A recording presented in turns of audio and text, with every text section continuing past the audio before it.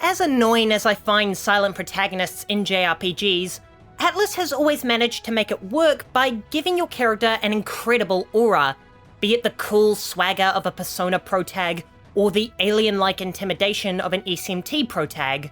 So when I first saw the MC for Metaphor Refantazio, and he looked like he walked out of a Dragon Quest game, I prepared for the worst. I was fully expecting a generic protagonist with nothing remarkable about them.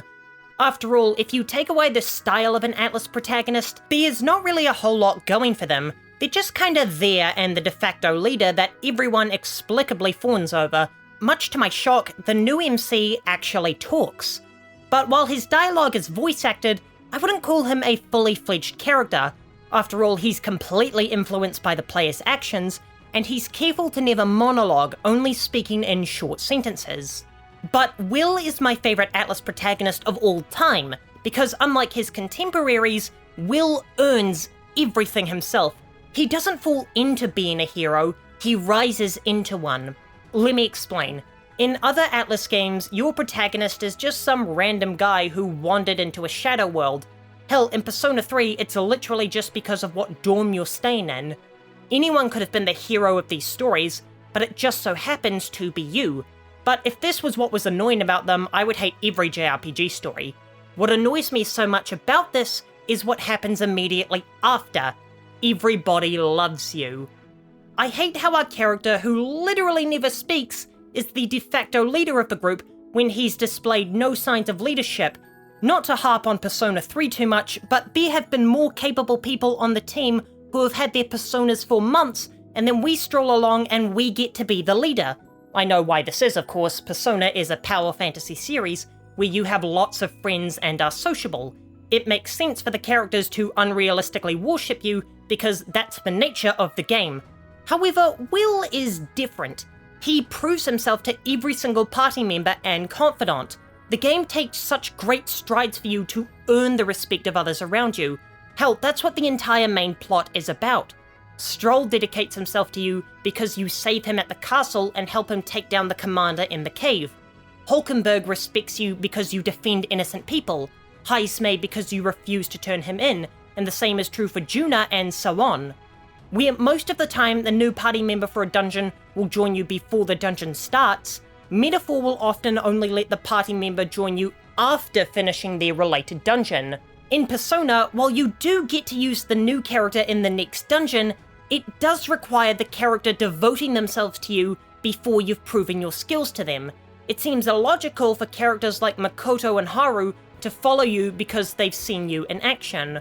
Where Persona weaves the arc of a character into the dungeon, Metaphor has a much more segmented approach, putting character narratives first and letting them join the party after Will has helped with their issue. I think the reason I like this approach, or more accurately dislike the instant admiration approach, is because I cringe at the thought of who that's written for. Not someone whose power fantasy in a game is having great strength, but having girls like them immediately. It just makes me feel gross.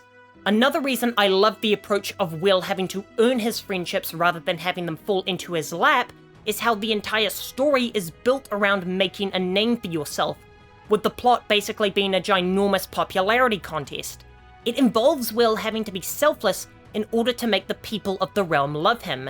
Each social link is based around a character of a certain faction or persuasion, and with the tried and true Persona formula of being an unreasonably kind person to them, there's a potential for the kindness to feel hollow and like you're only doing it to get their endorsement, like a politician lying about what issues they care about to gain more appeal from their base.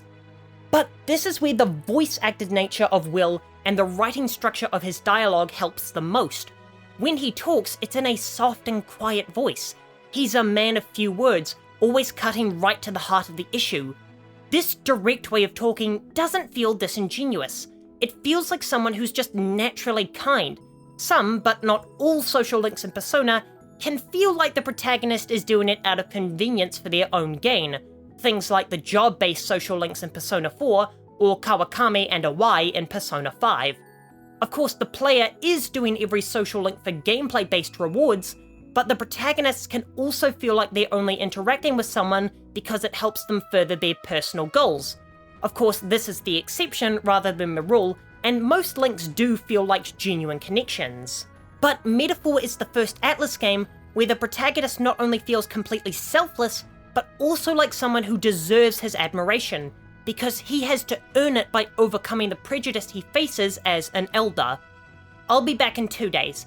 In the meantime, consider subscribing, and here's a video about if it's important that Metaphor Refantazio is missing romance.